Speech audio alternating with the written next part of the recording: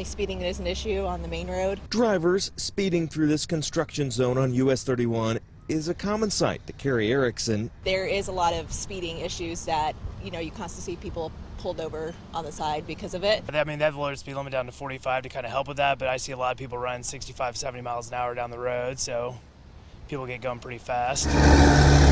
Carmel police say overnight, the speeding driver, Aaron Hubbard, lost control of his car and hit a truck driver who had been delivering beams to the overpass here on 111th Street. The worker, Jeffrey Klein, had been walking north toward